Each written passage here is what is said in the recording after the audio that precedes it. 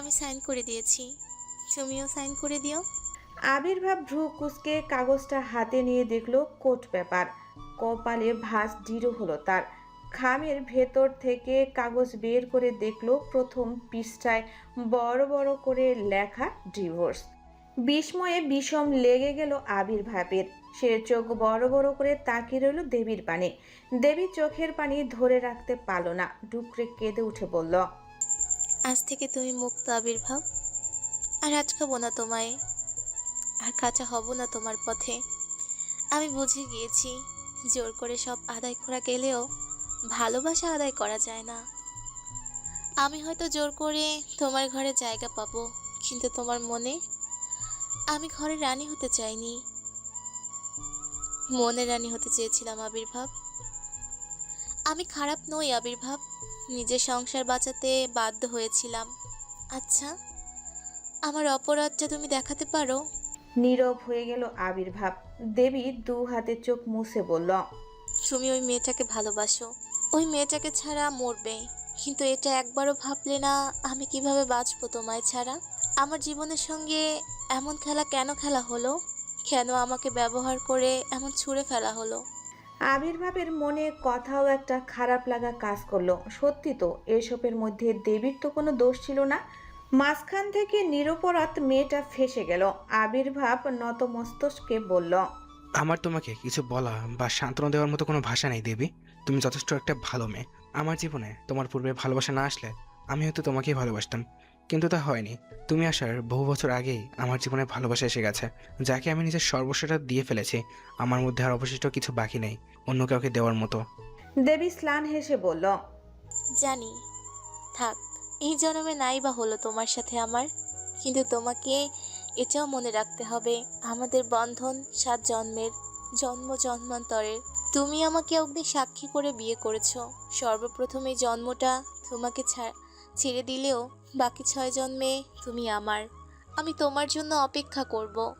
আবির্ভাব কিছু বলল না। দেবী মুখ চেপে কান্না দমিয়ে রেখে বলল, আমি চলেই যাব, কিন্তু যাওয়ার আগে আমার শেষ একটা কথা রাখবে আবির্ভাব। আবির্ভাব প্রশ্নবিদ্ধ চোখে তাকালো। দেবী ফুপিয়ে উঠে বলল, তোমার এই প্রশস্ত বুকে একটু মাথা রাখতে দিবে? বেশি না, একটুখানি। আবির্ভাবের মন আরো বেশি খারাপ হলো। দীর্ঘ নিঃশ্বাস ফেলে হাত বাড়িয়ে দিল। সাথে সাথেই ঝড়ের গতিতে বুকের উপর হামলে পড়ল দেবী। পিঠ আঁকড়ে ধরে শব্দ করে কেঁদে উঠল। বিরামহীন চোখের পানিতে ভিজিয়ে দিতে লাগলো আবির্ভাবের বুক। আলো আধারের রুমের ঠান্ডা বাতাসে একটা হালকা মিষ্টি ঘ্রাণ ভেসে বেড়াচ্ছে, যা নাসারন্ধ্রের মিষ্টি মনে হলেও তা গ্রহণ করা মাত্রই মস্তিষ্কে নেশার জগতে ডুবিয়ে দিবে। ঠান্ডা ঘরের পরিবেশকে আরো শীতল করতে তুলতুলে প্রবল বাতাসের দোলানিতে উড়ে যাচ্ছে জানালার ভারী মোটা পর্দাগুলো। উন্মুক্ত ব্যালকনি দিয়ে চাঁদের স্নিগ্ধ শীতল আলো এসে আছড়ে পড়ছে ঘরের মেঝেতে। পরিবেশটা একদম নিরিবিলি, শান্ত, ভৌতিক। এই অন্ধকার নির্লজ্জিত ঘরের মেঝেতে হাঁটু মুড়ে বসে আছে প্রণয়, দেওয়ালে পিঠ ঠেকিয়ে। একটু পর পর আঙ্গুলের ফাঁকের জ্বলন্ত সিগারেটটা ঠোঁটের কালচে লাল অংশে চেপে ধরছে। তার চোখ দুটি অসম্ভব লাল।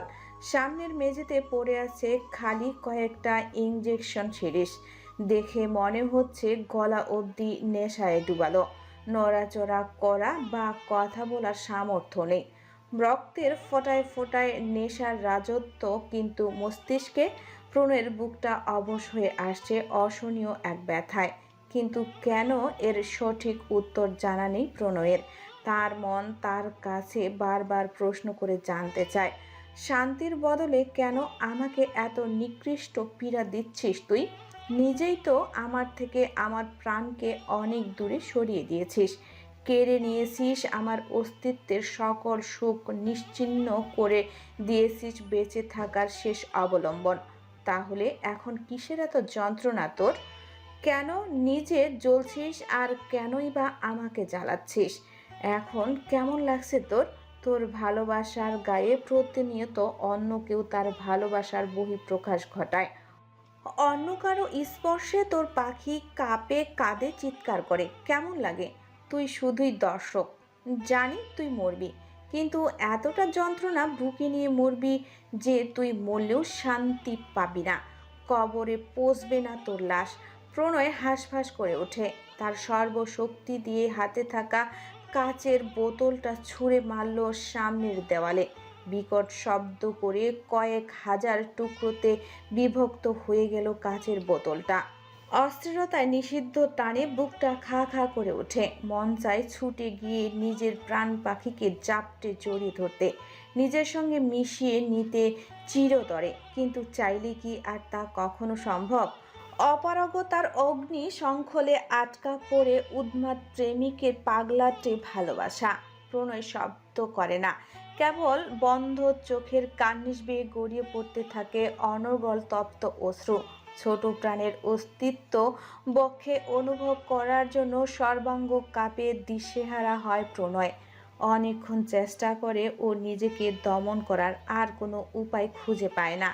শেষে এক প্রকার বাধ্য হয়ে অনিচ্ছার কাজটা করতে সে কাপা হাতে মেডিসিন বক্স ঘেটে একটা সবুজ ঔষধের পাতা বের করে চোখের সামনে ধরে। এটা সেই ওষুধ যেটা দিয়ে একসময় প্রহেলিকার উগ্রতা থেকে নিজেকে রক্ষা করত প্রণয়। প্রহেলিকাকে ঘুমন্ত অবস্থায় কাল্পনিক সুখ দিত, কিন্তু সে কখনো দুঃস্বপ্নেও ভাবতে পারেনি বেঁচে থাকার জন্য কোনো একদিন এটাই হবে তার শেষ অবলম্বন। প্রণয়ের বুক পুড়ে যাচ্ছে ভালোবাসার তৃষ্ণায়। প্রণয় আর দেরি করলো না, সবুজ রঙের ঔষধের পাতা থেকে দুটো ট্যাবলেট বের করে খেয়ে নিল। এটা মূলত আপনাকে ঘুমন্ত অবস্থায় আপনার অবাস্তব চাহিদাকে কল্পনা করতে সাহায্য করে, আর জাগ্রত অবস্থায় আপনার চাহিদাকে হ্যালুসিনেশন করতে সাহায্য করে। এটা মূলত খাস বাংলায় পাগলের ঔষধ। যেসব ডিপ অপসেট মেন্টাল পেশেন্টদের একদমই কন্ট্রোল করা যায় না, তাদেরকেই দেওয়া হয় শান্ত রাখতে। প্রণয় বক্স উল্টাপাল্টা করে কোথাও ঘুমের ওষুধ খুঁজে পেল না। হাল ছেড়ে দিল সে। তার শরীরে এখন এতটাও জোর নেই যে উঠে গিয়ে খুঁজে আনবে। বুকের অসহ্য যন্ত্রণা নিয়ে ওভাবেই পড়ে রইল প্রণয়। চোখ বন্ধ করে কল্পনায় অনুভব করার চেষ্টা করলো প্রিয় সেই অস্তিত্বকে। সঙ্গে সঙ্গে নাসারন্ধ্রে এসে হুড়মুড়িয়ে প্রবেশ করলো পুরনো সেই মাদকীয় ঘ্রাণ। ঝট করে চোখ খুলে ফেলল প্রণয়। উত্তেজনায় শরীর কাঁটা দিয়ে উঠল, তার পিপাসা বাড়তে বাড়তে আকাশ ছুঁল। সামনে তাকিয়ে অস্থির চোখে খুঁজল সেই রমণীকে। নরম কণ্ঠে ডাক ছাড়ল, জান। মাদকীয় সেই বহু পরিচিত গন্ধটা এবার আরো কাছ থেকে পাচ্ছে প্রণয়। সে পিপাসা জড়ালো কাতর কণ্ঠে বলল, তোর তৃষ্ণা আমি মরে যাচ্ছি জান। একবার কাছে আয়, আর একবার আমার প্রচন্ড খড়ায় পড়ে যাওয়া বুকটা ভিজিয়ে দে তোর ভালোবাসায়, আর একবার ছুঁয়ে দে আমায়, আর একবার তোকে আদর করতে দে, না হলে ছটফট করতে করতে এখানে মরণ হবে আমার। প্রণয়ের বাক্য সমাপ্ত হওয়ার আগেই দূরে অন্ধকার ভেদ করে দৃশ্যমান হলো এক নারী অববয়। রূপালী চাঁদের আলোয় তার হাঁটু ছড়ানো খোলা চুলের মাধুর্যে যেন তাকে রূপকথার পরীদের থেকেও বেশি রূপবতী লাগছে। প্রণয় তৃষ্ণার্ত চোখে শত জনমের তৃষ্ণা জমিয়ে কাতর চোখে চেয়ে রইল সেই স্নিগ্ধ মুখশ্রীতে। তবে কয়েক মুহূর্ত যেতেই দৃষ্টি নামিয়ে অন্যত্র মুখ ঘুরিয়ে নিল। আহত গলায় বলল, এত বাসান তুই কিভাবে হতে পারিস জান? বাস্তব আমার না হলে কল্পনাতে তো আমার হয়ে আসতে পারতে। এত নির্মম আচরণ আমার প্রতি কেন? কেন আমার কল্পনায় তুই অন্যের বসে চেলে? সামনের রমণী বোধহয় হাসল। উক্ত প্রশ্নের জবাব না দিয়ে প্রণয়ের শরীর ঘেঁষে বসে পড়ল। অতি কাঙ্ক্ষিত সেই নরম শরীরের ছোঁয়ায় কেঁপে উঠল প্রণয়ের দৃঢ় সত্তা। চোখ ভরে এলো অশ্রুতে। প্রিয়তা হাতে হাত রেখে কোমল কণ্ঠে প্রশ্ন করল, কেমন আছেন মিস্টার আবরার শিকদার প্রণয়? নিশ্চয়ই অনেক ভালো আছেন। অবশ্য ভালো থাকারই তো কথা। ভালো থাকবেন বলেই তো আমায় অন্যের ঘরে পাঠালেন।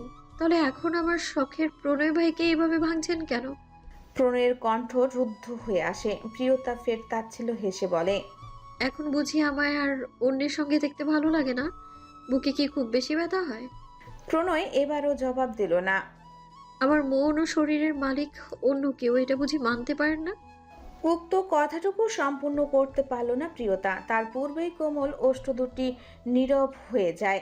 প্রিয় পুরুষের শরীরের ঘ্রাণে অস্তিত্বের পরতে পরতে প্রশান্তির জোয়ার বয়ে গেল। প্রণয় তপ্ত বুকে ছোট্ট শরীরটা চেপে ধরে শব্দ করে কেঁদে উঠল। তুলতুলে শরীরটা আরো গভীরে মিশিয়ে নিয়ে বলল, আর বলিস না জান, বিশেষ কর তোর প্রণয় ভাই আর সহ্য করতে পারবে না। তোকে অনেক ভালোবাসে তোর প্রণয় ভাই, খুব ভালোবাসে জান। প্রিয়তার অক্ষিকোণে জল টলমল করে উঠল। সে প্রণয়কে ধাক্কা দিয়ে সরিয়ে বলল, আমাকে একদম ছোবেন না মিস্টার আবরার শিকদার প্রণয়। ভালোবাসলে ধরে রাখতে হয়, যেটা আপনি করেননি। বিলিয়ে দিয়েছেন আমায় অন্যের বিছানায়, তাই আপনি এসবেরই উপযুক্ত। আমি আপনাকে বলেছিলাম না, একদিন এমন আসবে যেদিন আমার অভাবে মৃত্যু হবে আপনার, তবু আপনি আমায় পাবেন না। মিলেছে আমার কথা? প্রণয় নীরব থেকে আবারও প্রিয়তাকে টেনে নিয়ে বুকে জড়ালো। নিঃশ্বাস আটকে অস্তিত্বে অনুভব করলো নিজের জানকে। অতঃপর দুর্বল গলায় বলল, হ্যাঁ, মিলেছে। প্রতিটা মুহূর্তে আমি নতুন করে মৃত্যু সুখ অনুভব করছি। তোকে চোখের সামনে রেখে মন ভরে দেখতে না পেরে মরছে, ছুতে না পেরে মরছে, তৃষ্ণায় মরছে, পিপাসায় মরছে। তোকে জান বলে রাখতাম। তোর কি মনে হয় এটা শুধু মুখের কথা? হুম, এখান থেকে বলতাম। বলে প্রিয়তার মাথা চেপে ধরল বুকের বাঁ পাশে। কণ্ঠ খাদে নামিয়ে বলল, নিজের জানটা অন্যকে দিয়ে দিলে কেউ বাঁচতে পারে না ময়না পাখি। আমিও বেঁচে নেই, মরে গেছি অনেক আগে। অনর্গল ধারায় চোখের অশ্রু গড়িয়ে পড়ছে প্রিয়তার। প্রণয় দীঘল চুলে হাত বুলাতে বুলাতে কণ্ঠে আসক্তি মিশিয়ে বলল, তুই আমার জন্য কি জানিস? কি? প্রণয় থামলো। মসৃণ ললাটে ভেজা স্পর্শ এঁকে বলল, নেশা। হ্যাঁ। হ্যাঁ, তুই এই আবরার শিকদার প্রণয়ের নেশা।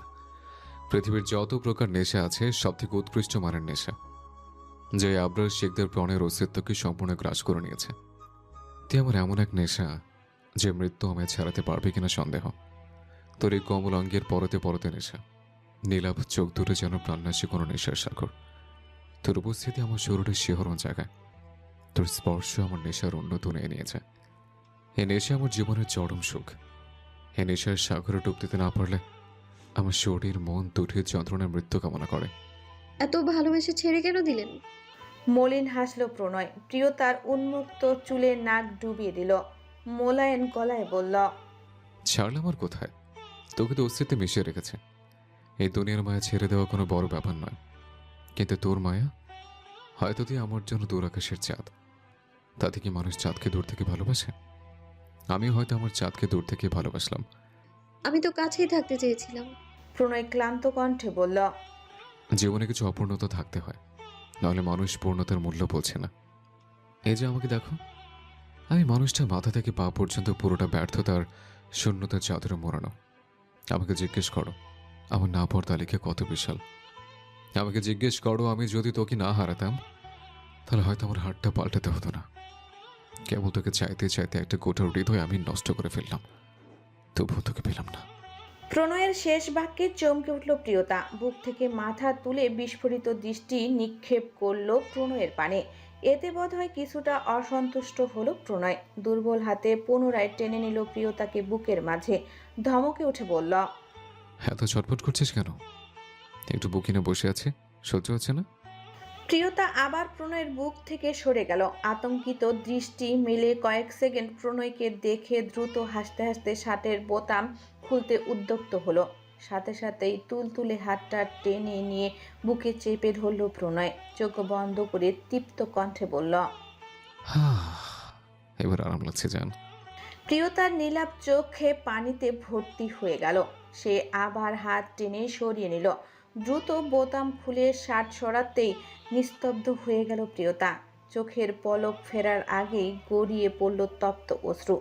নিখুঁত ফর্সা বুকে একপাশে সেলাই করা অপারেশনের দাগ ঝলমল করছে। প্রিয়তার দুঃখে কষ্টে গলা ধরে এলো। ভীষণ রাগ জমল এই মানুষটার প্রতি। সে কিছু না বলে উঠে চলে যেতে নিলে তার নরম হাতটা টেনে ধরল প্রণয়। অবুঝ গলায় বলল, আমাকে একা ফেলে চলে যাচ্ছ রক্তে যাবো? শ্বাস রুদ্ধ হলো প্রিয়তার। অভিমানে নাকের পাটা ফুলে উঠছে। সে কঠিন গলায় বলল, ছাড়ুন, আমার আপনার সাথে কোনো কথা নেই। প্রণয় পুনরায় হেসকা টানে বুকে নিয়ে এলো, কণ্ঠে আকুলতা মিশিয়ে বলল, ছেড়ে যাস না জান, খুব কষ্ট হয় তোকে ছাড়া থাকতে। আমি খেতে পারি না, ঘুমাতে পারি না, নিঃশ্বাসও নিতে পারি না। আমার সবসময় তোকে চাই জান। প্রণয়ের বলিষ্ঠ পিঠ আঁকড়ে ধরে এবার ডুকরে কেঁদে উঠল প্রিয়তা। কান্নার ধ্বনি শুনে অস্থির হয়ে উঠল প্রণয়। প্রিয়তার নরম দু গালে হাত রেখে বিষণ্ণ কণ্ঠে বলল, কি হয়েছে জান পাখি, কাঁদছিস কেন? আমি কি মরে গেছি?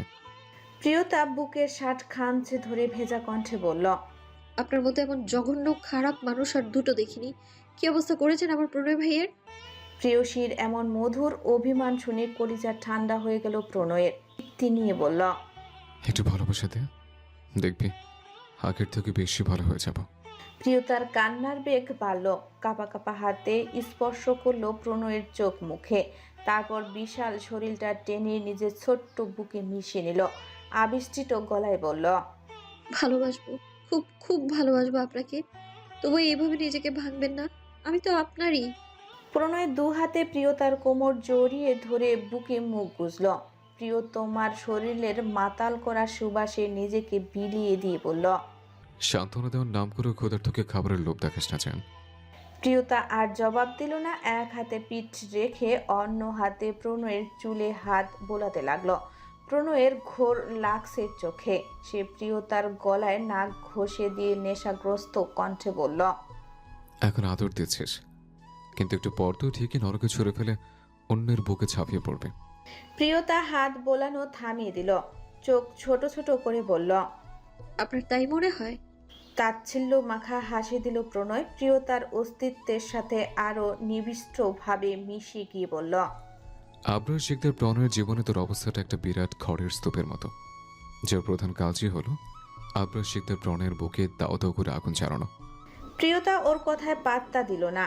সে ভালোই বুঝেছে এই লোক মাতলামি করছে। আমরা এত আদর, তুই এত তাড়াতাড়ি ভুলে গেলে জান? কিভাবে পারলে এত তাড়াতাড়ি অন্যের সন্তানকে নিজের মধ্যে ধারণ করতে? প্রিয়তা হাই তুলে বলল, কি অদ্ভুত প্রশ্ন। রোজ রাতে বাসর করতে দোষ নেই, পেটে বাচ্চা এলেই দোষ। ব্যাপারটা এমন হয়ে গেল না, ধরা না পড়া পর্যন্ত চুরি করা পুণ্যের কাজ।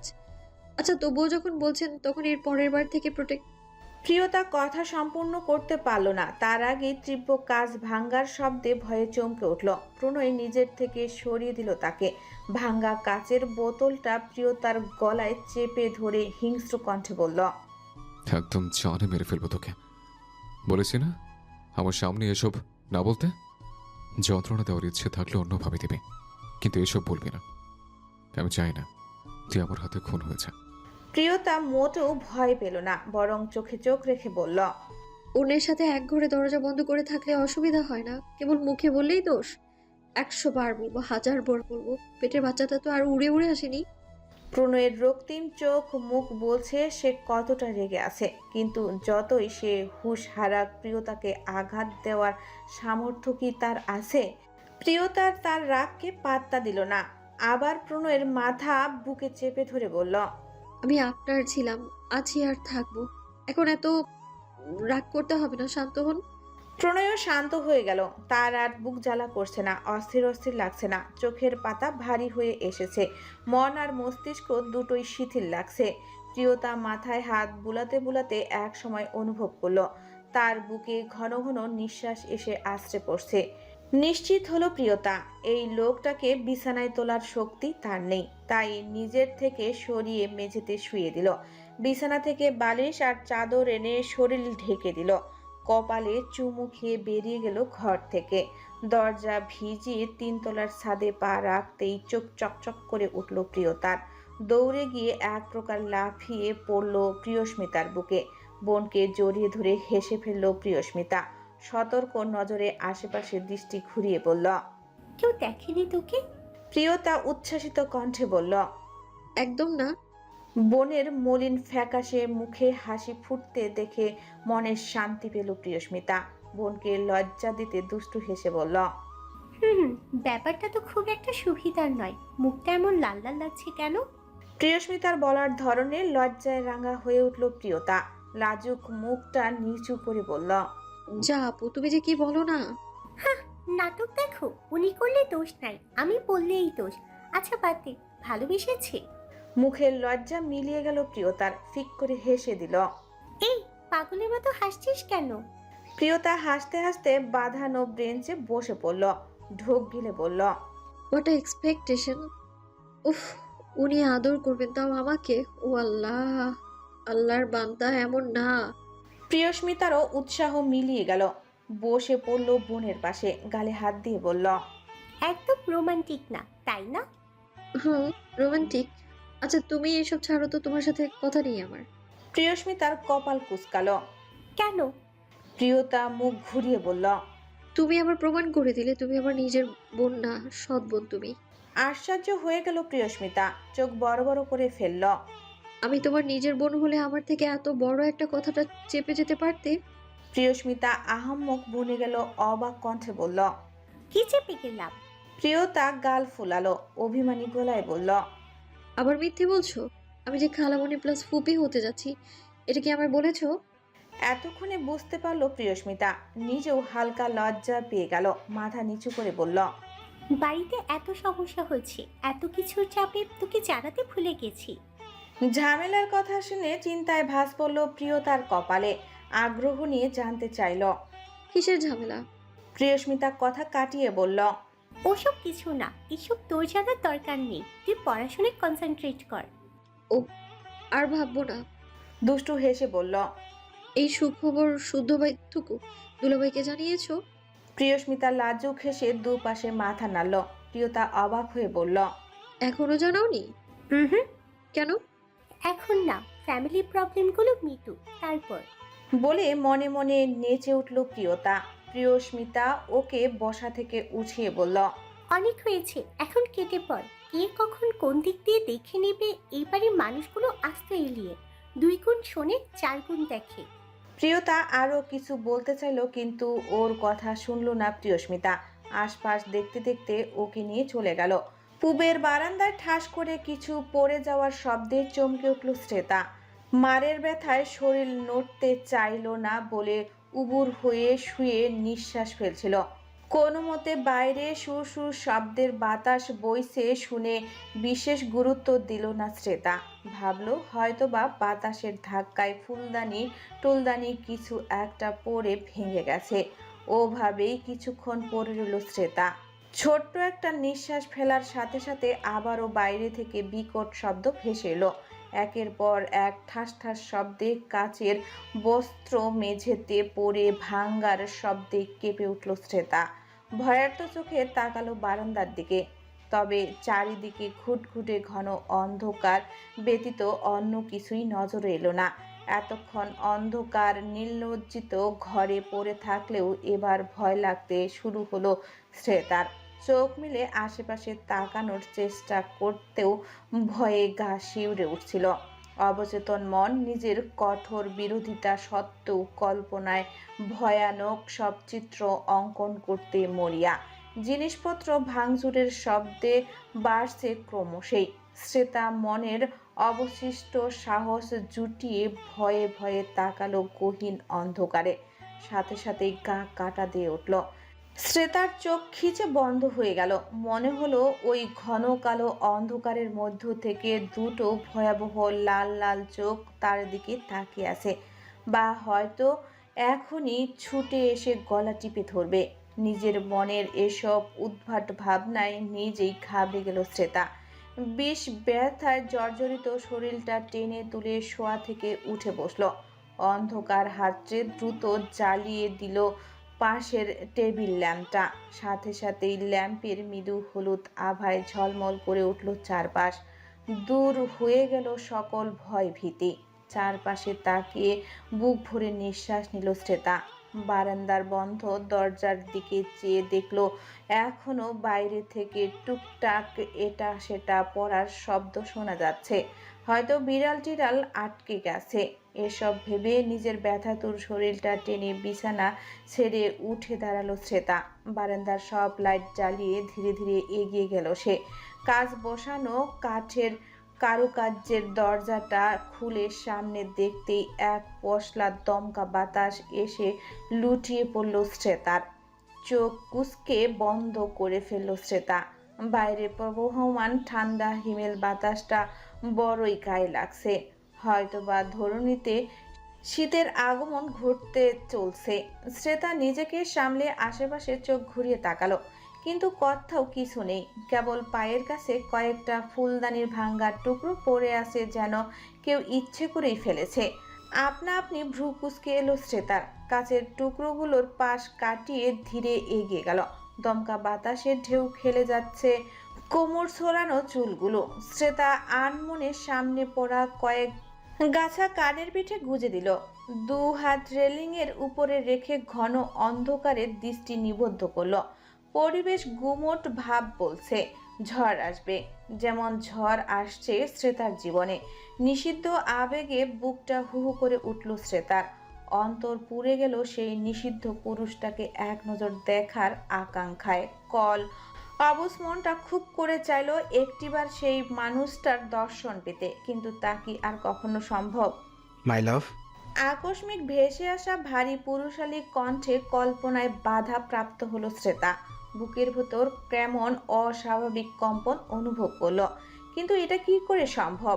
হিবিজিবি ভাবনায় মাথা চক্কর দিয়ে উঠল শ্রেতার। সে নিজেই নিজের মাথায় বাড়ি মেরে বলল, এটা কিভাবে সম্ভব? আমি কি পাগল হয়ে গেলাম? আমি এটা কার কথা শুনছি? শ্রেতা ভাবনার মধ্যেই আবারও গমগমে সেই কণ্ঠ ভেসে এলো। আমার দিকে ফিরে চাইবে না মাই লাভ? আমি যে এক আকাশ পরিমাণ তৃষ্ণা জমিয়ে এসেছি তোমার দ্বারে, আমাকে কি একটু দেখবে না? এই তৃষ্ণার্তকে কি একটু ভিক্ষা দেওয়া যাবে না? বাক্যগুলো কর্ণে পৌঁছাতেই নিস্তব্ধ হয়ে গেল শ্রেতা। বিস্ময়ের পেছনে ঘুরে তাকাতেই তবদা খেয়ে গেল। মনে হলো সে হয়তো জেগে দিবা স্বপ্ন দেখছে। এত কাঠখোর পোড়ানোর পর অবশেষে মায়াবিনীর মায়া ভরা মুখটা দেখতে পেয়ে আরো প্রচন্ড তৃষ্ণায় কলিজাটা খা খা করে উঠল।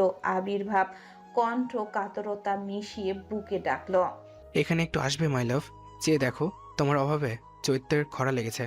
অশ্রুতে চোখ ভর্তি হয়ে উঠল শ্রেতার। আবির্ভাবের হাতে ব্যান্ডেজ, মাথায় ব্যান্ডেজ, আর বাকিটা পোশাকের অন্তরালে ঢাকা। এই মেয়ে, আসবি না? দেখ, তোর জন্য 4 তলার পাইপ বেয়ে উঠে এলাম। আয় না, বুকের জ্বালাটা একটু জুড়িয়ে দে, তোর দহনে পুড়ে যাচ্ছে তো। আবির্ভাব মুখের কথা সম্পূর্ণ করতে পারল না। তার পূর্বেই তীব্র এক ঝাঁকুনিতে তাল সামলাতে না পেরে পিছিয়ে গেল কয়েক পা। প্রচণ্ড ব্যথায় সারা শরীর ভেঙে চুরে গেলেও চোখের পাতায় নেমে এলো সুখের জোয়ার। শ্বাসে শ্বাসে জড়িয়ে গেল প্রশান্তি। শ্রেতা প্রশস্ত বুকে মুখ লুকিয়ে ছোট বাচ্চাদের মতো কেঁদে উঠল। জোরালো গলায় এলোমেলো কিছু বাক্য ছুড়ে দিল আবির্ভাবের দিকে। আপনি এখানে কেন এলেন আবির্ভাব? কিভাবে এলেন? আপনি আপনি জানেন এই নরপিচাসগুলো কত খারাপ? একবার আপনাকে দেখে ফেলে ছিঁড়ে খাবে। শ্রেতার অস্থিরতা দেখে বুকের ভেতর সুখের অনুভূতিগুলো দলা দিয়ে গেল। আবির্ভাব দুর্বল হাতে শ্রেতার তুলতুলে শরীর খানিক মিশিয়ে নিল। এলো চুলে চুমু এঁকে বলল, ওরা আমায় মেরে ফেলুক মাই লাভ, আমার কোনো আপত্তি নেই। তবুও তো জানবো আমার ভালোবাসার সত্যতা প্রমাণিত করতে পেরেছি। তোমার আর কখনো সন্দেহ হবে না আমার ভালোবাসার ওপর। আবির্ভাবের কণ্ঠে বিষ ঢেলে দেওয়ার মতো অনুভূতি হলো শ্রেতার। সে অশ্রু টলমলে চোখে প্রচণ্ড অভিমান নিয়ে তাকালো সামনের মানুষটার দিকে। কেন আসে বারবার এই মানুষটা? কেন মরণের মুখে ঠেলে দিতে চাই নিজেকে? কেবল তার জন্য? ঠোঁট কাঁপলো, শব্দ গলায় এসে আটকে গেল শ্রেতার। এক মুহূর্ত তাকিয়ে রইল আবির্ভাবের সুগভীর কৃষ্ণকায় নেত্রের দিকে। তারপর ধীরে, খুব ধীরে দু হাত তুলে ঠেলে সরিয়ে দিল তাকে নিজের থেকে। বুকের ভেতর ফাঁকা হয়ে গেল। চোখ বেয়ে গড়িয়ে পড়ল এক ফোঁটা ফোঁটা নোনা অশ্রু। এই কি, আমার তোতা পাখিটা কাঁদে কেন? বলে এগোতে নিলে ঝট করে 2 কদম পিছিয়ে যায় শ্রেতা। মৃদু ধাক্কায় দূরে সরিয়ে দেয় নিজের থেকে। রক্তিম চোখে তাকিয়ে খপ করে চেপে ধরে আবির্ভাবের শার্টের কলার। দাঁতে দাঁত পিষে বলে, ওই বেটা বিয়াদব, আমাকে একা ফেলে মরে যাওয়ার খুব শখ, তাই না? আয় আয়, তোর স্বাদ পূরণ করে দেই। এই সোয়াবের কাজটা আমি নিজের হাতেই করি। বলে সত্যি সত্যি কলার ছেলে গলা টিপতে চলে এলো শ্রেতা। চোখ বড় বড় করে 2 পা পিছিয়ে গেল আবির্ভাব। শ্রেতার রাগে ফোঁস করতে করতে পুনরায় তেরে এলে কৌশলে 2 হাত একত্রে পেছনে ধরে চেপে ধরল আবির্ভাব। অন্য হাতে কোমর জড়িয়ে ধরে হ্যাসকা টানে মিশিয়ে নিল নিজের সঙ্গে। হুড়মুড়িয়ে বুকের উপর আশ্রে পড়ল শ্রেতা। মুখ ঢেকে গেল দীঘল চুলে। আদুরে মেয়েটাকে আরো কাছে টেনে নিল আবির্ভাব। মুখের উপর ঝুলে থাকা এলোমেলো চুলগুলো সযত্নে কানের পিঠে গুজে দিল। মসৃণ গালে নাক ঘষে দিয়ে বলল, আমার রাক্ষসী। শ্রেতার রাগে ফুঁসে উঠল। বুকে কিল ঘুষি মারতে মারতে তুই তুকারি করতে শুরু করলো। এই ছাড় বেটা, ছাড় ছাড় বলছি। তুই মরতে চাস, আজ তোকে সত্যি সত্যি মেরে ফেলবো। বলে আরো দ্বিগুণ গতিতে মারতে লাগলো। আহত শরীরে পুনরায় মার পেতেই ব্যথায় কুকিয়ে উঠল আবির্ভাব। কঠিন সংযম ছাড়িয়ে আহ বলে ব্যথাতুর শব্দ করে উঠল। আপনা আপনি হাত থেমে গেল শ্রেতার। চোখ ভরে উঠল নতুন উন্মাদনায়। খোঁচা খোঁচা দু গালে হাত ছুঁয়ে অস্থির গলায় শোধালো, কি হয়েছে জান? কোথায় ব্যথা লেগেছে? সম্বন্ধন শুনে হৃদযন্ত্র থমকে গেল আবির্ভাবের। ভালোবাসা জড়ানো ডাগর ডাগর দুধ চোখে চেয়ে রইল নির্মেষ। স্বচ্ছ পানি ভর্তি ওই দুধ চোখের সৌন্দর্যে পদ্ম রচনা করতে ইচ্ছা হলো আবির্ভাবের, কিন্তু সে তো ডাক্তার, কবি নয়। বলো না জান। আবির্ভাব মলিন হাসলো, চকচকে কপালে ওষ্ঠ চেপে দুর্বল গলায় বলল, কিচ্ছু হয়নি জান। চোখ বুজে ফেলল শ্রেতা। কয়েক ফোঁটা উষ্ণ তরল নেমে এলো গাল বেয়ে। থুতনি গড়িয়ে পড়ার আগেই তা সযত্নে শুষে নিল আবির্ভাব। ভেজা চোখের পাপড়িতে চুমু দিয়ে বলল, শরীরের আঘাত ক্ষণিকের, কিন্তু তোমার কান্না আমার কোথায় লাগে তা যদি একবার বুঝতে পারতে, তাহলে আমার মৃত্যুতেও হয়তো তোমার কান্না আসতো না। বলে চোখ মুছে দিতেই আবারও উপচে পড়া নোনতা জলের ধারা নেমে এলো। আবির্ভাবের বিবর্ণ ফ্যাকাশে মুখে চোখ বুলিয়ে সদেব ব্যান্ডেজে হাত ছোয়ালো। শ্রেতা কান্না মিশ্রিত কাতর কণ্ঠে জিজ্ঞেস করল, ওরা আমার জানকে অনেক মেরেছে তাই। আবির্ভাব মুচকি হাসলো, তুলতুলে হাতের উল্টো পিঠে চুমু দিয়ে নরম গলায় বলল, ওরা মেরে কষ্ট দিয়েছে, তুমি আদর দিয়ে পুষিয়ে দাও হিসাব বরাবর। উফ, কাঁদে। তুমি টাইট করে জড়িয়ে ধরে কষে একটা চুমু খাও, শত্রুপক্ষের আঘাতের চেয়ে 10 গুণ ভারী পড়বে। তাই হুম একটা প্রশ্ন করবো আবির্ভাব? হুম আমি কি খুব বেশি সুন্দর, তাই কি এত ভালোবাসেন? আবির্ভাব প্রাণ জুড়িয়ে দেখলো প্রেয়সীর মায়াভরা মুখখানি। বোঝার চেষ্টা করলো এই মেয়েকে সুন্দরী লাগে কোন দিক থেকে। কই, তার কাছে তো বাচ্চা বাচ্চাই লাগে, আদর আদর পায়। তবে সাধারণ মানুষের বাহ্যিক দৃষ্টিকোণ থেকে তাকে কেবল সুন্দরী নয়, আগুন সুন্দরীদের তালিকায় নিঃসন্দেহে অন্তর্ভুক্ত করা যায়। আবির্ভাব আর অত কঠিন কঠিন ভাবনায় গেল না। মায়াবীর মায়া জোড়ানো ছোট্ট মুখখানা আদরে আদরে ভরিয়ে দিয়ে বলল, তুমি একটা ছোট্ট বাচ্চা, ওসব সুন্দরী তুন্দরী কিছু না, ওসব আউল ফাউল চিন্তা মাথায় কে ঢুকায়? শ্রেতার চোখ ছোট ছোট করে বলল, আমি 21, সঠিক সময় বিয়ে হলে এতদিনের ডিভোর্স হয়ে যেত। আমার বয়সী মেয়েদের 2-3টে করে বাচ্চা আছে। আবির্ভাবের মুখ হা হয়ে গেল। শ্রেতা ফের বলল, সত্যি বলো? আবির্ভাব মুখ গোল করে নিঃশ্বাস ছাড়ল। থুতনিতে হাত রেখে নীরের পর্যবেক্ষণী চোখে শ্রেতার শরীরের ভাঁজে ভাঁজে দৃষ্টি বিচরণ করতে লাগলো। উপর থেকে নিচ পর্যন্ত দেখে ঠোঁট কামড়ে হাসলো আবির্ভাব। গলার কাছে মুখ নামিয়ে গভীর হাসকি টনে বলল, মধুলোভী মৌমাছিকে মৌচাকে লোভ দেখে অভুক্ত ছেড়ে দেওয়ার নামই হলো মেয়ে মানুষ। আকস্মিক লজ্জায় লজ্জাবতী গাছের ন্যায় নুয়ে পড়ল শ্রেতা। আবির্ভাবের ইঙ্গিতপূর্ণ কথাগুলো কাটা হয়ে বিঁধল শরীরে। তবে কিছু একটা ভেবে লজ্জা মিলিয়ে গেল শ্রেতার। আবির্ভাব তার শান্ত চোখে তাকালো শ্রেতার দিকে।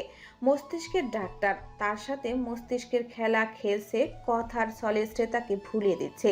বেশরমের মতো কথা বলছে ঠিকই, কিন্তু মানুষটার চোখ মুখ অঙ্গভঙ্গি ঠিক লাগছে না। শ্রেতার নিকট ভীষণ আহত লাগছে। কোনো কথা ছাড়াই শার্টের বোতাম খুলতে শুরু করলো শ্রেতা। আকস্মিক আক্রমণে ভরকে গেল আবির্ভাব। শ্রেতার ব্যস্ত হাত বুকে চেপে ধরে বলল, এইভাবে না বলে কয়ে একটা অবলা ছেলের ইজ্জত হরণ করছে কেন মাই লাভ? শ্রেতা ওর কথার পাত্তা দিল না। ঝাড়া মেরে হাত সরিয়ে দিয়ে শার্টটা টেনে খুলে ফেলল। সাথে সাথে বাকরুদ্ধ হয়ে গেল শ্রেতা। ক্ষত বিক্ষত শরীরটা দেখে নরম মনটা আর্তনাদ করে উঠল। পলক ঝাপটালো, পূর্বের নিজের অজান্তেই গড়িয়ে পড়ল তরল। চোখ বন্ধ করে ফেলল আবির্ভাব। ক্ষত স্থানগুলো ঠান্ডা হাতের স্পর্শ পেতেই শিউরে উঠল শরীর। শ্রেতা অশ্রু ফেলতে ফেলতে পাগলের মতো ছুঁয়ে দিতে লাগলো ক্ষত স্থানগুলো। আবির্ভাব ছটফট করে উঠল, নিঃশ্বাস দমিয়ে রেখে ব্যাকুল গলায় বলল, একটু আদর করে দাও না ময়না পাখিটা। তোমার সঞ্জীবনী ভালোবাসায় আমার দেহের সকল জ্বালা জুড়িয়ে দাও। তোমার তপ্ত কোমল ঠোঁটের স্পর্শে আমার আঘাতগুলো নিশ্চিহ্ন করে দাও। শ্রেতাও তাই করলো। বাধ্য মেয়ের মতো আবির্ভাবের প্রতিটা দৃশ্যমান ক্ষত স্থানে গভীর ভালোবাসায় নরম ঠোঁট ছুঁয়ে দিতে লাগলো। আবেশে চোখ বুজে মাথা এলিয়ে দিল আবির্ভাব। কোমর আঁকড়ে ধরে দ্রুত নিঃশ্বাস ফেলতে লাগলো। পুরুষালী শরীরের রগে রগে ছুটে চলা নিষিদ্ধ অনুভূতির জন্মানো হরমোনরা মাথা সাড়া দিয়ে উঠেছে। ফের কাতর কণ্ঠে নিষিদ্ধ আবদার শুনতে পেল শ্রেতা। আমাকে ভালোবাসো মাই লাভ, অনেক অনেক ভালোবাসো। তোমার ভালোবাসাই পারে পৃথিবীর সকল দুঃখ ভুলিয়ে দিতে। তাদের দৈহিক ঘনিষ্ঠতা আরেকটু বাড়তেই ব্যালকনির নিচ থেকে ভরাট কণ্ঠে খড়খড়ে আওয়াজ ভেসে এলো। এই রাত দুপুরে কেড়ে ওখানে নষ্টামি করে? এই অবেলায় চমকে উঠল দুজন। শ্রেতা ভয়ের তো চোখে নিচে তাকিয়ে চোখ বড় বড় করে ফেলল। মেজো মামা। অজানা আশঙ্কায় হাত পা ঠান্ডা হয়ে এলো শ্রেতার। ঢোক গিলে চাইল আবির্ভাবের পানে। আবির্ভাবের দৃষ্টিতে ভয় নেই, আছে কেবল নির্ভীক পুরুষত্ব। খালিদ শিকদার ফের চেঁচিয়ে উঠলেন, হাঁক ছেড়ে ডাকলেন, সবাইকে আয়, শুদ্ধ, প্রণয়, রাজ, প্রীতম, প্রেমবাপ, তোরা কোথায়? তাড়াতাড়ি এদিকে আয়, দেখে যা রাতের অন্ধকারে কি নষ্টামি চলছে এই বাড়িতে। আরে আয় আয়, দেখে যা। ভরকে গেল শ্রেতা। ভয়ে কাঁপতে কাঁপতে আবির্ভাবকে টেনে নিজের ঘরে নিয়ে এলো। উত্তেজনায় সর্বাঙ্গ ঘেমে নিয়ে ভিজে উঠেছে মেয়েটার। সে আবির্ভাবের বলিষ্ঠ হাতে চেপে ধরে উদ্ঘৃণ্য কণ্ঠে শুধালো, এবার কি করব? আমি কোথায় লুকাবো আপনাকে? মেজো মামা আমাদের একসাথে দেখে ফেলেছে, আজ ধরা পড়লে নিশ্চিত মৃত্যু। আবির্ভাব চুপচাপ শুনলো, কোনো প্রকার বাড়তি উত্তেজনা দেখালো না। শ্রেতার দু গালে হাত চেপে দৃষ্টি মিলালো। উদ্ভ্রান্ত সেই ভীত সন্ত্রস্ত চোখের নয়নে নয়ন ঠেকিয়ে বলল, কিছু হয়নি, এদিকে তাকাও, আমার চোখের দিকে তাকাও। আবির্ভাবের গভীর চোখে চোখ পড়তেই হাত পা কাঁপাকাঁপি শান্ত হয়ে গেল শ্রেতার। আবির্ভাব চোখে চোখ রেখে জিজ্ঞেস করল, আমার সাথে বেশি দিন বাঁচতে পারবে না জানি, কিন্তু আমার সাথে মরার সাহস রাখো মাই লাভ। শ্রেতা এক্ষেত্রে কাল বিলম্ব করলো না। মন্ত্রমুগ্ধের ন্যায় উপর নিচ মাথা ঝাঁকালো। প্রাণোচ্ছল হেসে শ্রেতাকে বুকে চেপে ধরল আবির্ভাব। আঙ্গুলের ফাঁকে আঙ্গুল গুঁজে দিয়ে বলল, চলো তাহলে। কোথায়? নিরুদ্দেশে। খালিদ শিকদারের চেঁচামেচিতে ধরফড়িয়ে জেগে উঠল শিকদার বাড়ির সকলে। প্রেম চশমার ভেতর দিয়ে চোখ ডলতে ডলতে হাই তুলে এসে দাঁড়ালো খালিদ শিকদারের সম্মুখে। বিরক্ত গলায় বলল, কি হয়েছে মেঝো চাচ্ছু? এই মাঝরাতে চেঁচাচ্ছেন কেন? বাড়িতে কি ডাকাত পড়েছে? খালিদ শিকদার আগ্রহী কণ্ঠে বললেন, এর থেকে অনেক বেশি কিছু হয়েছে বাপ, কথা কম বলে ওপরে দেখো। প্রেম ওনার কথা মতো ভ্রু কুঁচকে চারতলার ব্যালকনির দিকে তাকালো, কিন্তু কথায় কি। মেজাজ খারাপ হলো প্রেমের। মুখ তেতো করে বলল, আপনারা চশমা কোথায় মেঝব্বো? কি দেখতে কি দেখেছেন? ধুর, মাঝরাতে চেঁচামেচি করে মাথা ধরিয়ে দিলেন। ততক্ষণে পুরো শিকদার বাড়ি এসে হাজির হলো গার্ডেন এরিয়ায়। শুদ্ধ ভ্রু কুঁচকে বলল, কি সমস্যা? এত হইচই কিসের? খালিদ শিকদার পুনরায় জোর দিয়ে বললেন, বিশ্বাস কর বাপ, আমি দেখেছি ওখানে। প্রণয় অবাক হওয়ার ভান ধরে জিজ্ঞেস করল, কি দেখেছেন? খালিদ শিকদার বললেন, আমি দেখেছি ওখানে দুজন। প্রণয় আরো আগ্রহী কণ্ঠে জিজ্ঞেস করল, দুজন? কি? খালিদ ধীর স্থির কণ্ঠে বললেন, দেখ বাপ, এত বিস্তারিতভাবে বলতে পারবো না, আমার আমার লাজ শরম আছে। ওই ওই ওই ওই পূর্ব পাশের ঘরটা কার? সে তার। চোখ বড় বড় করে ফেললো বাড়ির সকলে। মেহজাবিন চৌধুরী ছুটলেন মেয়ের ঘরের দিকে, কিন্তু সারা বাড়ি তন্ন তন্ন করে খুঁজেও শ্রেতার আর দেখা পেলেন না। আরও জরুরি বৈঠক বসলো শিকদার বাড়ির ড্রয়িং রুমে। প্রণয় হাই তুলে নিরুৎসুক কণ্ঠে বলল, এই কাক ডাকা ভোরে না ঘুমিয়ে গোলমিটি করলে ওদের পেয়ে যাবে না। তার জন্য শান্ত মস্তিষ্কের চিন্তা ভাবনার প্রয়োজন আছে। তাই আমি তো গেলাম ঘুমাতে, বাকিটা আপনাদের ব্যাপার। সাদমান শিকদার হাত মুষ্টিবদ্ধ করে বসে রইলেন। জ্বলন্ত কণ্ঠে হুঙ্কার ছেড়ে বললেন, পৃথিবীর যে গর্তেই পালিয়ে যাও, আমার হাত থেকে তোদের নিস্তার নেই। পাতাল খুঁজে হলেও তোদের খুঁজে বের করব। আগেরবার প্রাণে ভিক্ষা দিয়েছিলাম, কিন্তু এবার আল্লাহর নামে শপথ নিয়ে বলছি, এবার তোর মাথাটা নিজের হাতে আলাদা করব। আমি আবার ওই রায়পুরের দৃষ্টান্ত স্থাপন করব। সকাল গড়িয়ে দুপুর প্রায় 2টা। মাথার উপর খা খা করছে চড়া রোদ। যানবাহনের শব্দে মুখরিত ব্যস্ত সড়ক। ব্যস্ত যাত্রীরা উৎসুক নজরে চেয়ে আছে রেল লাইনের দিকে। তার ঠিক 2 মিনিটের মাথায় চট্টগ্রাম রেলওয়ে স্টেশনের জংশনে 5 নম্বর ফ্ল্যাটে এসে থামল সুরমা এক্সপ্রেস। যাত্রীবাহী ট্রেনের কামরাগুলো থেকে গাদাগাদি করে নামছে কর্মজীবী মানুষরা। এত ভিড়ভাট্টা লোক সমাগম এড়িয়ে ট্রেনের বাইরে পা রাখলো এক যুগল। মেয়েটি ভীত সন্ত্রস্ত। সে অত্যন্ত বিশ্বাসের সঙ্গে ধরে আছে ছেলেটির পেশিবহুল হাত। ছেলেটি নিজ উদ্বেগে মেয়েটির চিকন কোমল আঙ্গুলের ফাঁকে নিজের আঙ্গুল গুলিয়ে দিল। মেয়েটির শুকনো মুখের পানে চেয়ে বলল, চলো। মেয়েটি পুনরায় সংক্ষিপ্ত হলো। ডাগর ডাগর চোখ দুটো ঘুরিয়ে ঘুরিয়ে চোরের মতো আশেপাশে দেখে জিজ্ঞেস করলো, কোথায়? ছেলেটি মুচকি হেসে তার হাত ধরে নিয়ে গেল স্টেশন লাগানো ছোট্ট একটা টং দোকানে।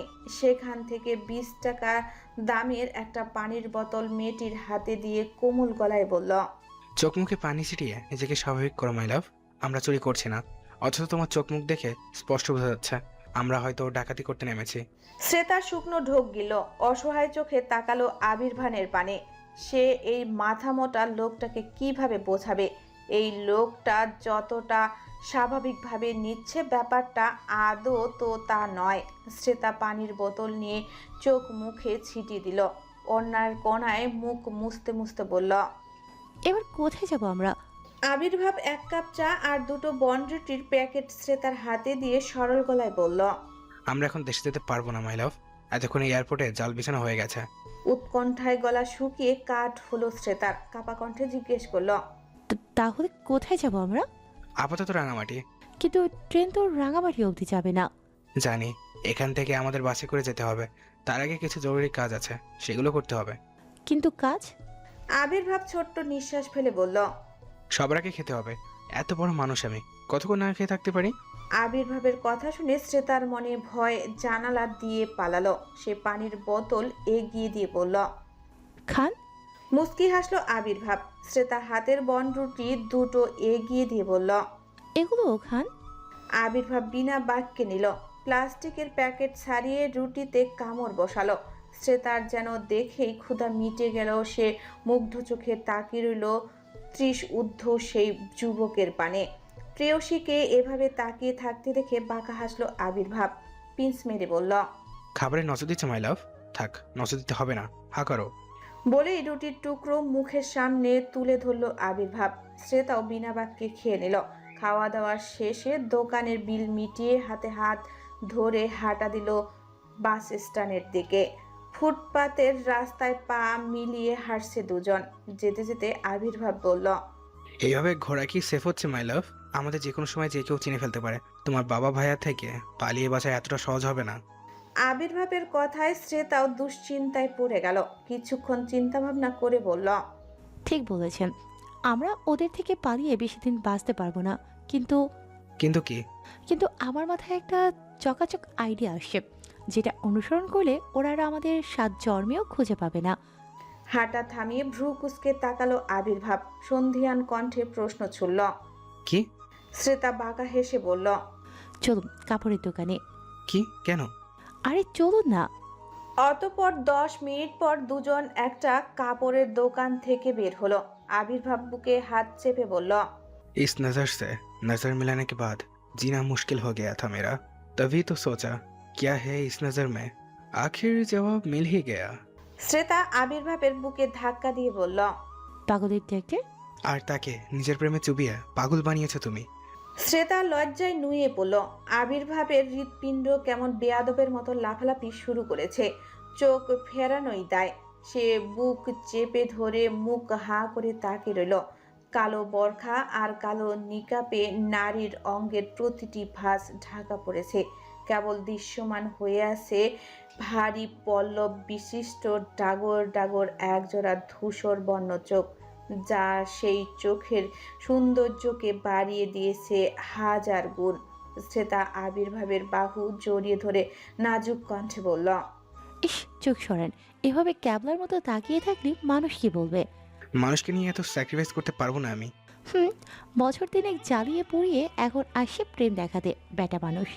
আমি তো সুখের ঠেলায় 3 বছরে 3টে সন্তানের বাপ হয়ে গেছে। শ্রেতার লজ্জা উবড়ে গেল। অন্যদিকে মুখ ঘুরিয়ে বলল, বাচ্চা হয়নি তো তার মানে তো আর এটা প্রমাণ হয়ে যায় না আপনি বিশুদ্ধ পুরুষ। আবির্ভাবের কপালে সূক্ষ্ম ভাঁজ পড়ল। কি বলতে চাও? শ্রেতার কণ্ঠ কাঁপল। সে প্রশ্নের জবাব এড়িয়ে চলে যেতে নিলেই তার হাত টেনে ধরল। আবির্ভাব হতবাক হয়ে জিজ্ঞেস করল, তুমি আমায় বিশ্বাস করো না মাই লাভ? শ্রেতা কান্না আটকানোর চেষ্টা করে বলল, বিশ্বাস অবিশ্বাসের প্রশ্ন কোথা থেকে আসে? আবির্ভাব, আপনি বিবাহিত ছিলেন, কিছু করলেও সেটা বৈধ উপায়ে করেছেন, অন্যায় কি আছে? আবির্ভাব আশ্চর্য হয়ে গেল এসব কথা শুনে। সঙ্গে প্রচণ্ড রাগ হলো নিজের প্রতি। তুমি মনে করো আমি তুমি ব্যতীত অন্য কোনো নারীর শরীরে স্পর্শ করেছি? শ্রেতা মুখ ঘুরিয়ে বলল, মনে করাটা কি অস্বাভাবিক কিছু? 2.5 বছর সংসার করেও আপনি নিজেকে ভার্জিন দাবি করছেন। তোমাকে ভার্জিনিটির প্রমাণ কিভাবে দিতে হবে বলো? পৃথিবীর কোনো মেডিকেল সায়েন্সে আজ পর্যন্ত পুরুষের ভার্জিনিটি প্রমাণ করার কোনো ফর্মুলা লেখা আছে বলে আমার জানা নেই। আবির্ভাবের সিরিয়াস চোখ মুখ দেখে ফিক করে হেসে দিল শ্রেতা। হাসতে হাসতে আবির্ভাবের বাহু জড়িয়ে ধরে বলল, এত সিরিয়াস হচ্ছেন কেন? আমি তো মজা করছি। আপনি ভার্জিন কি ভার্জিন না এসব দিয়ে আমি কি করব? আমি শুধু জানি আপনি সেই মানুষটা যে আমাকে আমার থেকেও বেশি ভালোবাসে, আর আমার জন্য এতটুকুই যথেষ্ট। কিন্তু কোনো কিন্তু নয়, এসব ছেড়ে কাজের কথা শুনুন। না, আগে তোমাকে আমার কথা শুনতে হবে। শ্রেতা দীর্ঘশ্বাস ফেলে চাইল, তুমি সত্যি আমাকে বিশ্বাস করো না? প্রথমত, পুরুষের ভার্জিনিটি নামক কিছু আছে বলে আমি বিশ্বাস করি না। দ্বিতীয়ত, আমাকে অন্তরে রেখে আমার পুরুষ অন্য কাউকে স্পর্শ করবে, এটা হতেই পারে না। এবার হ্যাপি? রাস্তার মধ্যে শ্রেতাকে জড়িয়ে ধরল আবির্ভাব। ব্যথিত কণ্ঠে বলল, পৃথিবীতে সবাই আমাকে অবিশ্বাস করুক, আমার কিচ্ছু যায় আসে না, কিন্তু তোমার অবিশ্বাস আমি সহ্য করতে পারবো না মাই লাভ। এবার আমার কথাটা শুনবেন? বলো। শুনুন, আমাদের পরিচয় গোপন করে ফেলতে হবে পুরোপুরি। কেউ আমাদের খোঁজ করলে সবার আগে এটা বলে খোঁজ করবে আপনি একজন হিন্দু। ওদের এই ধারণার সুযোগ নিতে হবে। মানে এভাবে আমাদের কেউ থাকতে দেবে না। এটা কানাডা নয়, এটা বাংলাদেশ। এখানে এভাবে ঘর ভাড়া পাওয়া যায় না। তাহলে কি করতে হবে ম্যাডাম? আমরা বিবাহিত, এটা বলেই ঘর ভাড়া নিতে হবে। আবির্ভাব ঠোঁট কামড়ে হাসলো। কানের লতিতে ঠোঁট ছুঁয়ে ফিসফিসিয়ে বলল, তো এত মিথ্যার কি আছে? আমরা তো সত্যি বিবাহিত। লজ্জায় আরো একটু কুকড়ে গেল শ্রেতা। আবির্ভাব ফের বলল, বিয়ে তো অনেক আগেই করেছি, এখন শুধু সংসার করা বাকি। শ্রেতা লজ্জায় অন্যদিকে মুখ ঘুরিয়ে বলল, একদম লজ্জা দেবেন না, আমি সিরিয়াস। আবির্ভাব ওর ঘাড়ে নিঃশ্বাস ফেলে ভারী হেসকি কণ্ঠে বলল, আমিও সিরিয়াস। পেটের ভিতর মোচড় দিয়ে উঠল শ্রেতার। কথা কাটাতে বলল, দেখুন, এই বিয়ের কথা বলিনি, বলেছি আমাদের দুজনকে মুসলিম দম্পতি সেজে থাকতে হবে। সাজবো। ব্যাপারটা অতটা সহজ না। আপনাকে আমাদের মতো থাকতে হবে, কথা বলতে হবে, আমল করতে হবে। হ্যাঁ, সেটা আবার কি? আমরা সবাই তো একইভাবে বলি, চলাফেরা করি। শ্রেতা মাথা নাড়িয়ে বোঝানোর ভঙ্গিতে বলল, না, আপনি বুঝতে পারছেন না। ধর্মীয় অভ্যন্তরীণ কিছু জিনিস আছে যেটা আমাদের মধ্যে কখনোই মেলে না, আর এটা অন্যদের নজরে পড়লে আপনি ধরা পড়বেন। আবির্ভাব কপাল কুঁচকালো। শ্রেতা দম নিয়ে বলল, আপনি আমার দাদাকে তো দেখেছেন, উনি যেভাবে চলেন তার থেকেও পরিষ্কারভাবে চলতে হবে, যাতে আমাদের কেউ না সন্দেহ করে। কিভাবে? শ্রেতা হতাশ হলো। আবির্ভাবের মাথা থেকে পা পর্যন্ত চোখ বুলিয়ে বলল, প্রথমে এইসব শার্ট প্যান্ট ছাইপাশ পরা ছাড়তে হবে, এসব চলবে না। তাহলে কি পরবো? পাঞ্জাবি। আপনি আজ থেকে সবসময় সাদা পাঞ্জাবি পরবেন। 5 ওয়াক্ত মসজিদে গিয়ে সালাত আদায় করবেন। কোনো পরিচিত বা অপরিচিত কারোর সাথে দেখা হলে কথা বলার পূর্বে সালাম দিয়ে আলাপ শুরু করবেন। ভালো কোনো সংবাদ শুনলে আলহামদুলিল্লাহ বলতে ভুলবেন না। সুন্দর কিছু দেখলে প্রশংসার স্বার্থে বিউটিফুল নয় মাশাআল্লাহ বলবেন। আপনার চলাফেরায় যেন কখনোই প্রকাশ না পায় যে আপনি অন্য ধর্মী। আর আমি সবসময় বোরকা নিকাব পরে চলবো, কেউ চিনতে পারবে না। সব ঠিক আছে, কিন্তু মসজিদে যাওয়ার ব্যাপারটা বাড়াবাড়ি হয়ে যাবে না? যতই হোক আমি তো মুসলিম নই, তাহলে আমার উপস্থিতিতে পবিত্র স্থানের অপমান হবে না? আর সর্বোপরি আমি তো নামাজ পড়ি না। শ্রেতা বিস্মিত কণ্ঠে বলল, অপমান কেন হবে? আপনি কি অপবিত্র নাকি? এই জগৎ মহান রবের সৃষ্টি, মানবকুলও মহান রবের সৃষ্টি। জাত পাত ধর্ম বর্ণের ভেদাভেদ মানুষ করে, সৃষ্টিকর্তা নয়। আল্লাহর নিকটে তার সকল বান্দাই সমান। উনি তার দরবারে হাত উঠানো কোনো বান্দাকেই নিরাশ করেন না। আপনি শুদ্ধ মনে যখনই আল্লাহর স্মরণ করবেন, উনি নিশ্চয়ই আপনার ডাক শুনবেন।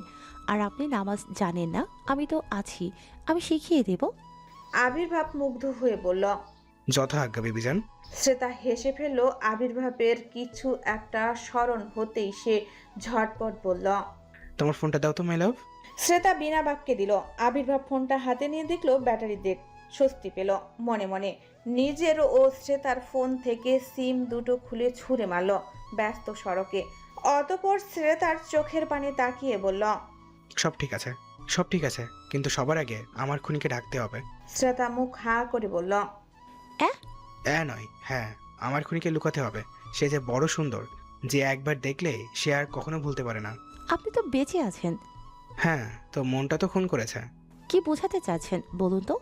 বুঝাতে যাচ্ছে তোমার এই ইউনিক চোখের কালার ঢাকতে হবে, নাহলে তোমার এই রেয়ার চোখের কালার আমাদের কট খাওয়ানোর জন্য যথেষ্ট। শ্রেতা রেগে দাঁত খিঁচিয়ে বলল, বেয়াদব লোক, এই কথা এভাবে পেঁচিয়ে বলতে হয়? যা বাবা, মিথ্যা কি বললাম? আমার খুনিকে খুনি বলবো না? শুনুন তো, দুপুর গড়িয়ে গোধূলির বিকেল। পাহাড়ি সূর্যে ভরপুর রাঙ্গামাটি শহরের উত্তর ভাগের একটি ছোট টিন শেড বাড়ির এক চালায় দাঁড়িয়ে আছে আবির্ভাব ও শ্রেতা। আবির্ভাব স্বাভাবিক কণ্ঠে বলল, ঘর ভাড়াটা আমাদের খুব দরকার চাচা, আপনি চাইলে আমরা অ্যাডভান্স দিয়ে দিতে পারি। ভদ্রলোক ভ্রু কুঁচকালেন। টাকা পাবো বলেই তো আমার বাড়িতে জায়গা থেকে থাকতে দিতে পারি না। তো তোমার নাম কি? তোমাদের এই মেয়ে কি হয় তোমার? আবির্ভাব এক পলক শ্রেতার পানে তাকিয়ে মুচকি হেসে জবাব দিল, জি, আমার নাম তাসদিদ মাহমুদ, আর আমার বিবি মল্লিকা সুলতানা। বিয়ের কাগজ আছে? আবির্ভাব হেসে বলল, জি না চাচা, আমাদের বিয়ে রেজিস্ট্রি হয়নি। আমরা শরিয়া মোতাবেক বিয়ে করেছি কেবল। কাল পরশু নাগাদ রেজিস্ট্রি করে ফেলবো। ভদ্রলোক আর কথা না বাড়িয়ে গম্ভীর হয়ে বললেন, ঠিক আছে, ওই পূর্ব দিকের ঘরটা তোমাদের প্রতি মাসে 1 তারিখের মধ্যে ভাড়া ক্লিয়ার করে দেবে। বারবার তাগদা দিতে যেন না হয়। আর অ্যাডভান্স 3 মাসের ভাড়া পরিশোধ করো। জি চাচা। ওরা দুজনই বলল। ওয়ালেট বের করে 3 মাসের ভাড়া বাবদ 30,000 টাকা পরিশোধ করে দিল আবির্ভাব। ভদ্রলোক বললেন, ঠিক আছে, তোমরা যেতে পারো, তবে আমার বাড়িতে নেশাপানি বা কোনো অনৈতিক কাজ কারবার করবে না। ঈমান সহিত থাকতে হবে, 5 ওয়াক্ত আমল করতে হবে। ওরা দুজনই সম্মতি জানিয়ে নিজেদের জন্য বরাদ্দকৃত নির্দিষ্ট কক্ষে চলে গেল। ঘরটা খুব একটা বড় না, মোটামুটি মাঝারি আকারের।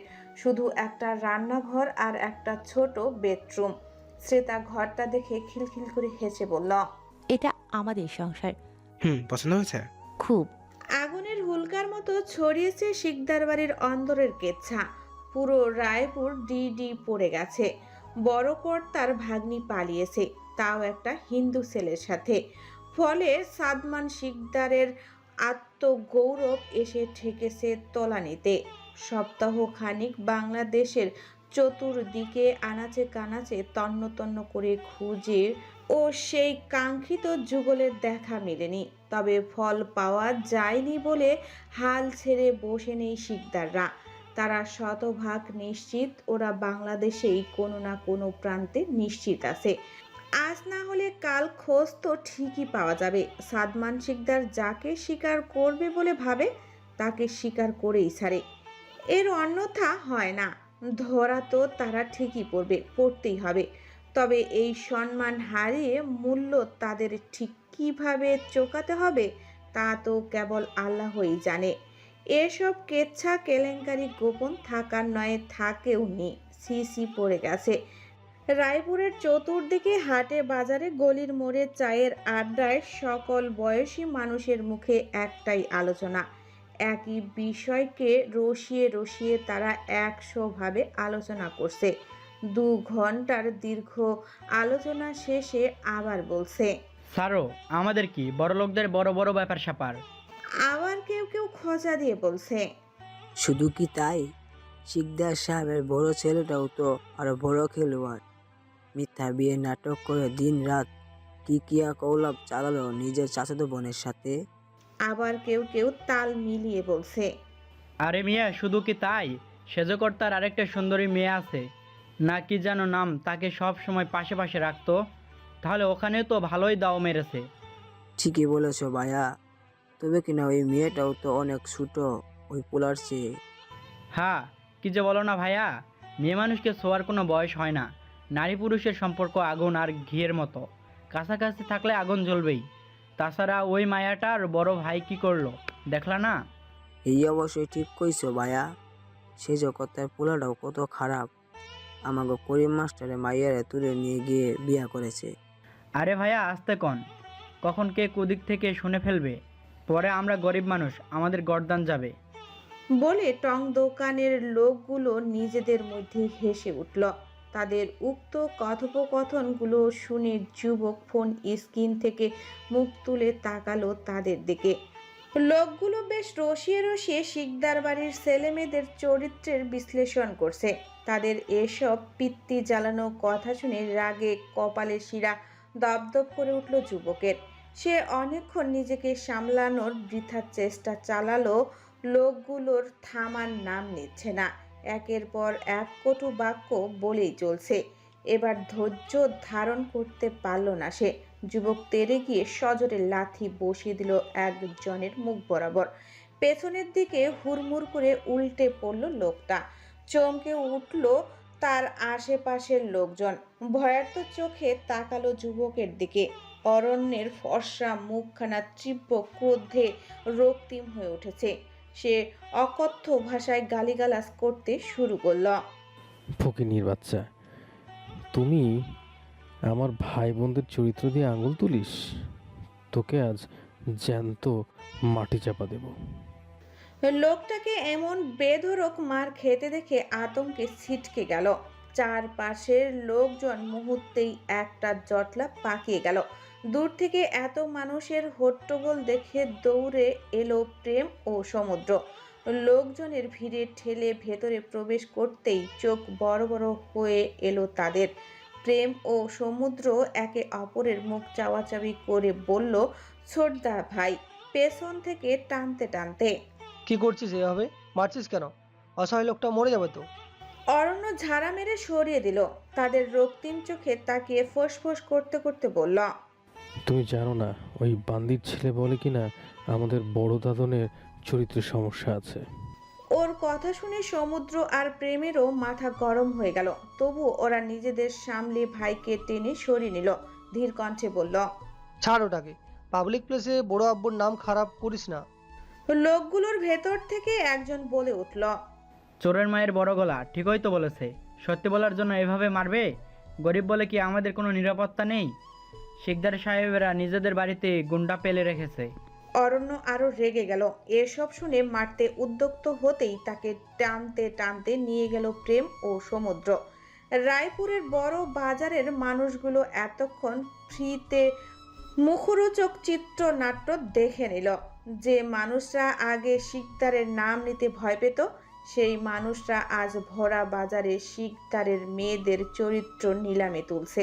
সবটাই কি সময়ের বিবর্তন, নাকি অন্য কিছু? তবে কি নিজের পুরনো শাসন ফিরে পেতে আবারও নতুন কারো দৃষ্টান্ত স্থাপন করতে চলছে সাদমান শিকদার? প্রিয়স্মিতাকে কোলের উপর বসিয়ে পেছন থেকে জড়িয়ে রেখেছে শুদ্ধ। খচা খচা গাল যুক্ত থুতনি কাঁধে চেপে আদরে আলাপ করছে বউয়ের সাথে। এই কদিনে ঝামেলায় তার সোনার টুকরো বউটাকে একটু আদর করাও হয়নি। বেগম, জি? স্বামীর উপর রাগ করে আছেন? জি না। তাহলে ওদিকে ফিরে কথা বলছেন কেন? এদিকে ফিরে দেখুন, এই অধম যে পত্নী বিয়োগের বেদনা আর সইতে পারছে না। প্রিয়স্মিতা অন্যদিকে ঘুরে মুখ বাঁকিয়ে বলল, বুড়ো বয়সের ঢং দেখে বাঁচি না। বিস্ময়ে চোখ বড় বড় করে ফেললো শুদ্ধ। গাল হা করে বলল, এই এই মাতারি, কি হলো? কি বলো? আমি বুড়ো হয়ে গেছি? প্রিয়স্মিতা তৎক্ষণাৎ সম্মতি সূচক উপর নিচ মাথা ঝাঁকালো। কপাল চাপড়ানোর অভিনয় করে বলল, আবার জিজ্ঞাই, সব দোষ আমার বাপে। সে কিভাবে আমায় একটা বুড়ো লোকের গলায় ঝুলিয়ে দিল। আহা, আমি জোয়ান একটা মাইয়া, বুড়ো জামাই কাছে আমার বাবাই দিছে বিয়া। গান শুনে আকস্মিক বিস্ময় খেলে গেল শুদ্ধের। প্রিয়স্মিতার গান ছেড়ে চট জলদি পেছন ফিরে তাকালো, গলা জড়িয়ে ধরে পিঠে মালিশ করতে করতে অসহায় মুখ করে বলল, হে মাবুদ, সত্যি শুনে বুড়োর কাশি উঠে গেছে। হে মাবুদ, আমার স্বামীকে সত্যি হজম করার তৌফিক দান করো, আমার স্বামীকে হেদায়েত দান করো হে মাবুদ। প্রিয়স্মিতা আর কিছু বলতে পারল না। তার পূর্বেই হ্যাসকা টানে ফেলে দিয়ে বিছানার সাথে চেপে ধরল শুদ্ধ। প্রিয়স্মিতা দুপাশে হাত ভ্রু নাচিয়ে বলল, ভণ্ডামি করো আমার সাথে? প্রিয়স্মিতা তৎক্ষণাৎ দুপাশে নাক বধক মাথা নাড়ল, চেহারায় শিশু সুলভ ভাব ফুটিয়ে তুলে বলল, নাউজুবিল্লাহ, সারা দুনিয়ার সাথে ভণ্ডামি করলেও শাশুড়ির ছেলের সাথে কখনো করব না। শুদ্ধ ভ্রু কুঁচকে তাকালো, গালের নিচে হাত রেখে ভর দিয়ে বলল,